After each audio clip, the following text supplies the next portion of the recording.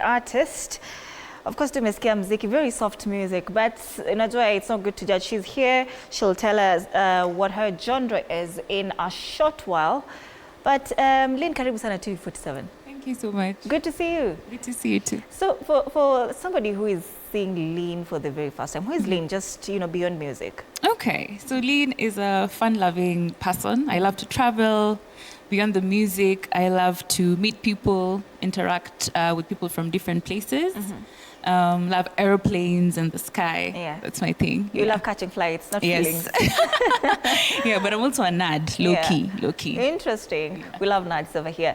So, what is your genre in music? We've listened to it. It's quite soft and slow. Si zile za kutingisha kiuno na kuvunjika unavunja bones hapo. What is your genre of music? So I do mostly Afro soul and alternative music. But in my catalog, I have different genres based on like the season that I'm in. So you'll find a bit of reggae, a bit of Afro house, a bit of alternative sounds. Yeah.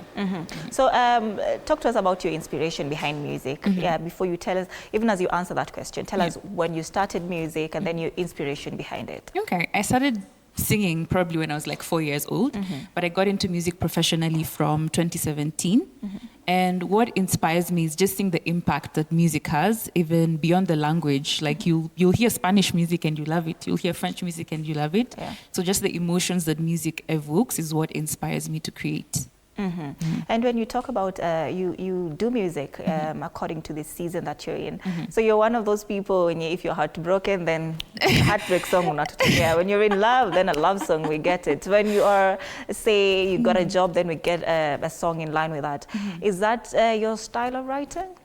Not really, because sometimes I also observe things around me. Like you might tell me a story and that will inspire me to write. I might be watching a movie and that will inspire me to write. So I just say anything around me inspires the art. Yeah. So do you do karaoke only, or to say maybe you've gone to studio and recorded something great? How do you set up your musicality in terms of stage setup? Okay, yeah. I have a catalog of music, around 11 songs, which are across all digital streaming platforms. And how I set up my musicality is I ideally create everything from scratch, the melodies, the lyrics, and then I go to studio and we co-create with the producer. And then when it comes to live shows, I also co-create with the teams that I'm working with to sort of take the audience through a journey. So maybe the slow music starts up and then we pick up with the peak or hype music. When we started this show, DJ Dandana told us that anataka tu leo on the show, what was poa. So for you, when you're doing muziki out there, what do you want as your audience or people listening to you, say, tumekuja hapo to watch you on set, even as you sing to, say, a wider range of audience, just seated somewhere, chilling, drinking wine or anything. What do you want us to get at the end of the day? Ama tukikaa tu hapo, tufikirie mashida zetu tuanze kulia. I want you to feel entertained. I want you to reflect on a couple of things. I want you to tap into those emotions that maybe you have suppressed, whether they're good or bad, happy or sad emotions. So that's what I would love from the audience. Yeah. 2017, you started music professionally. In that year, 2017. How has that journey been like for you? 20, 25, how many years in? Is it 9? That's like, yeah, 8, 9 years. 8, 9 years, yeah. Okay. So how has the journey been like for you and the growth? Okay, the journey has been interesting. There have been some highs and some lows because I'm an independent artist. So ideally, I fund everything. I project manage everything. So there have been some peaks whereby you're on stages that you didn't think you'd get to. And then there's some lows where you have like creative block and you're not writing any music, but people are still DMing you. What's up? Where are you? Where's the music? And then also there's seasons of life, because through that transition, I've done my undergrad, I've done my master's. So there's seasons where I've been in the scene and out of the scene. Yeah, but it's been interesting. Lynne, talk to us about your fan base and your audience. Yeah. Ni watu wanakaaje? Are they the old, sometimes we hear about people, the old people, wanapenda rumba, some just love jazz music, somewhere they can chill and relax. We also have gengeton, a section of Gen Zs. So who are your audience? So I see that my audience is mostly people between 20 and 35 years old, but I also have a bit of the older generation coming in, 55 and beyond. I guess because also my music is a little bit, it encompasses like different messaging that taps into these different audiences. And what I love about that is then it can tap into an African market and a European market. So that's where I see most of my audience rotating around. Yeah. So are Kenyans well receptive, you know, of your genre of music? Are we supporting you enough as we should? I feel like there's some gaps in, you know, in the industry as Kenyans, we need to do better. Yeah, they are supporting me to some extent. I'd say there's a balance sort of between the European market and the Kenyan market when it comes to my streams. I would say maybe in the Kenyan scene, mostly in the live space. Yeah. So you said you might have started singing at around 4 years old, but then professionally at around 17 years old. So what was this shift like? You know you can sing, yes, but you said, no, I don't want this to be a hobby now. I want it to be something that I do professionally. How did you come to that conclusion that, you know, I want to pursue music? So in 2017, I had joined a band. We were just friends with some couple of guys from Starehe, and we used to perform like in live stages. And that's when I got to understand that actually music can create some sort of income or impact in society. And I was like, okay, let me try this path and see how it's gonna go. Yeah. So far so good. Is the money good? You know, a lot of people might want to hear that part, because to now maybe somebody's watching and they can also see and they're wondering, should I venture into music? Is the money good? Somebody who's 8 years in. It's seasonal. There are good times, there are bad times, but I would say just find your balance. If you feel like you need to do the corporate and the music, just find your balance and find what will work for you. Aside from music, of course, is there something else you're doing maybe professionally? Now that you're talking about music can be seasons, sometimes, you know, it's good days, sometimes bad days. Anything else you're doing on the side?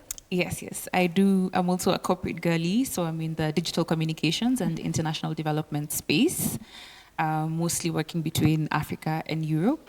Yeah. You know, we've interviewed a lot of music artists on the show, and we normally ask them their inspiration, you know, in the music industry, in the music scene.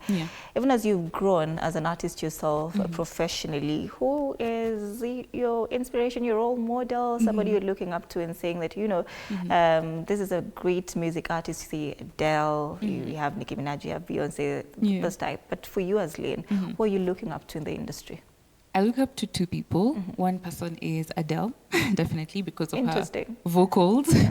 Really, really amazing singer. And there's a South African singer called Amanda Black. She has a very powerful voice, and I really look up to her. Yeah. Now, talk to us about partnerships. Any music artist that you'd love to collaborate with, either in the country, regionally, internationally, anyone you're looking up to collaborate with? Yes, locally I'd love to collaborate with Mudaka, and internationally I would love to collaborate with Jacob Banks. Yeah. Why? Why those two? For Mudaka, I love her songwriting and it's a girl. Vocal range, yeah. Okay. I really love her songwriting and vocal range, and I feel like our sounds would sort of merge well. And then for Jacob Banks, he's really a powerful vocalist. He has a lot of soul in his sound, so that's something I would like to explore. You've told me that you're a lover of art, fashion, travel. So which one of these passions, the one you've mentioned, translate more into your music? Interesting. I would say mostly the art and travel. Yeah, those ones translate more. Art and travel, when you are up in the sky, then unaona rhythms zinakuja hapo.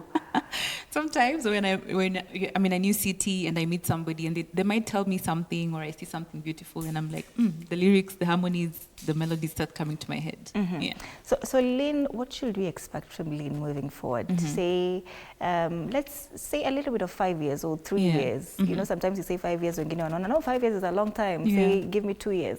So for you as Lynne, in the next 5 years, where should we expect to see Lynne? You should expect to see me on global stages, a lot of my music being on films or movies, and a lot of collaborations. I'm keen on collaborating with artists from different parts of the world, so that I can just get into their audiences, because I also love languages. So if I could get to sing with like a Spanish artist, a French artist, it would be quite interesting for me. Yeah.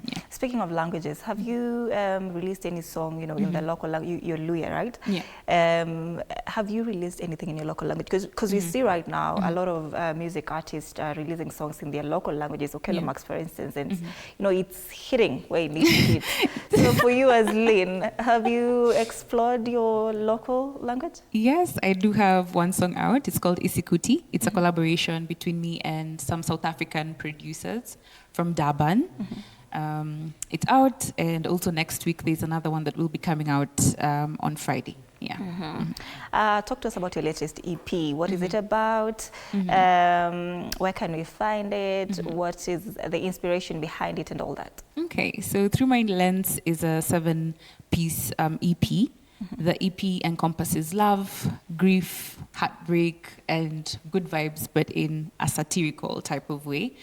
So what inspired that EP is just the themes that I have mentioned. And now we have released a YouTube series of 4 videos whereby we have encompassed violins and cellos to give that classical feel to the music. And the videos are out on YouTube and all other digital streaming platforms. And the final video for that project will be coming out next week on Wednesday. Yeah. Interesting. So where can we find Lynne even as we wind up? Like, Kini, there's a request for you to, you know, give us Sita Chezwa live here in studio before we wind up. But where can we find Lynne first? You can find Lynne Aswani on Instagram, on TikTok, on X, on YouTube, on Spotify, Apple Music, all those digital streaming platforms. You can find me there. All right. Yeah. Give us Sita Chezwa, and what is the inspiration behind Sita Chezwa? What is it about? Okay, so Sita Chezwa is a song I wrote during like the COVID period, because I was still doing my undergrad, and we had gone back home. Some people were dating, some people were in talking stages. Yeah. And then like you get stories from your friends and you're like, oh, Nani hasn't texted me. He's not talking to me. So that's what inspired Sita Chezwa. All right. You can just stand so that we can get a little bit of Sita.